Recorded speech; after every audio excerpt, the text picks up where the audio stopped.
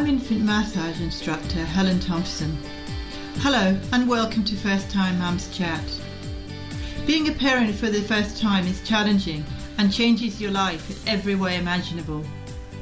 To help ease your transition into parenthood, I aim to offer supportive, holistic approaches and insights for mums of babies aged 4 weeks to 10 months old. My goal is to assist you to become the most confident parent you can and smooth out the bumps along the way. This podcast is brought to you by My Baby Massage, so let's do this together. This podcast is for informational purposes only and does not constitute medical advice. Please contact a medical practitioner if you are concerned or have any medical issues. This week's podcast is very short and sweet and to the point. It includes tips to help you and your baby to calm down.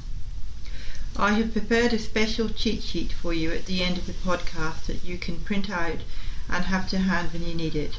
The cheat sheet tips are different from the ones I have included in the podcast. So relax and enjoy this podcast.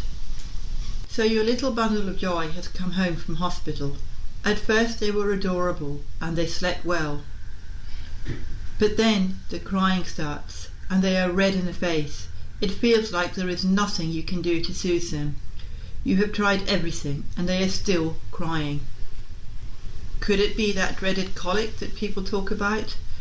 Did you know that 25% of all babies between 2 weeks and 3 months suffer from colic? I have worked with babies over many years as a childcare educator and more recently as a baby massage instructor. Over the years I have been told that there is no cure for colic and that all babies cry, so you're stuck with it. Well, that might be true. All babies do cry, but they cry for a reason. They either cry because they're hungry, or they're in pain, or they're tired, and there are so many other reasons, but those are the 3 main reasons. So if it is colic, there are simple to implement hands-on solutions to help alleviate problems such as colic, reflux and gas. If you are a mum struggling with colic and reflux, or just a miserable and grumpy baby, I have got some good news for you. Other mums have experienced a colic nightmare, so you are not alone. As part of my research for this podcast, I sent out a survey to a list of first-time mums from my mailing list and asked them a few questions. I asked them how they survived a colic nightmare and if they had any tips they can share to mums who are experiencing it for the first time. So in this podcast I am going to share 10 tips from the survey, but before I do, please listen to the end as I have a bonus for you. I have to put together a cheat sheet with simple remedies that can help you and your baby with colic. So listen to the end and I will give you the link at the end of this podcast. So let's get started. So the first tip is midwives and health nurses give you fantastic tips about burping and tips on the best way to feed your baby. And some of them even come to your house.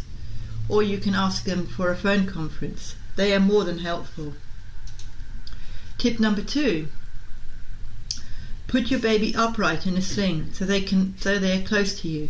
This is a great way to walk around the house and make a sandwich and relax and dance around or listen to music. It gives you the chance to calm down, and they may also fall asleep, which is an added bonus and a much needed break, even if it is for only a short time. Tip number 3. Forget about the housework and just nap when they nap and recharge your batteries. That tip I think is so important, because when you're stressed and you're struggling, you just need to just chill out and relax, and the last thing you want to be doing is thinking about the housework. Believe me, I've done that before, having screaming children and having to do all the cleaning, and you just want to just calm down and be with the kids. So just forget about the housework and take the opportunity to nap when they do, so you can recharge your batteries. Number 4, ask for help. It's okay to ask for help. Call your mum or a friend who can take the baby for a few minutes while you take a breather or have a shower. Sometimes someone holding them takes the pressure off you. You do not need to be afraid to ask. You are not a failure even though you may think so at the time.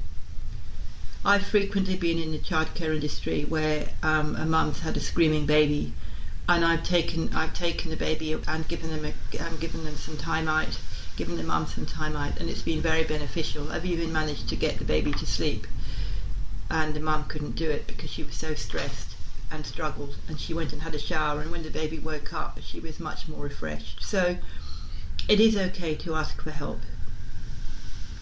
Point number 5. If you can find a mother's group that provides activities that you can do with your baby, such as yoga, baby massage, or even a baby gym, this can be so beneficial, as you can talk to other mums who may have the same symptoms. And tummy time groups are always very good. You can always go to a tummy time one as well. Point number 6.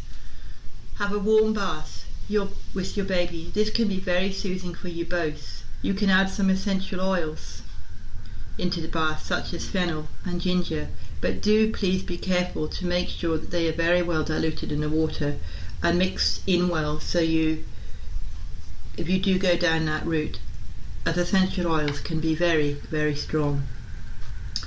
Point number 7. Put on some soothing music and some incense around the room. That helps soothe you, and it also helps soothe the babies as their sense of smell starts to develop. Point number 8. Put them in a bouncer net. Make sure it is securely fastened and put them in front of a washing machine. Sometimes this helps, as they are memorized by the water swirling around and they forget about the crying for a little while, and it also gives you an opportunity again to go and have a shower and just take a breather or make a cup of coffee.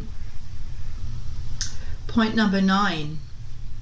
You can lie them on their back in their cot in a dark, quiet room. That can sometimes help, and you can just walk out of the room or sit in there with them and just read a book quietly. That can be very beneficial to you as well as to the baby, because it gives you that much rewarded time to relax. And point number 10. Sometimes swaddling them in a warm blanket helps, as they are warm and cozy. Some people also recommend a warm hot water bottle on the tummy, but please do make sure that the water is not boiling when you put it in, and you make sure it has a warm coating on it so it does not burn your baby's skin. And again, remember, you are not alone. It is so important to ask for help. Please reach out to your friends, family, or health professionals. Thank you for listening to this podcast, and I hope you have found it helpful. Now, as promised, here is the link to the cheat sheet that I have prepared for you, so you can print it out and have some quick to hand tips that you can use when you need it. Just go to the following page on my website to get started: mybabymassage.net/colic remedies. Just to make sure you get it, I'll just say it one more time: mybabymassage.net/colic remedies.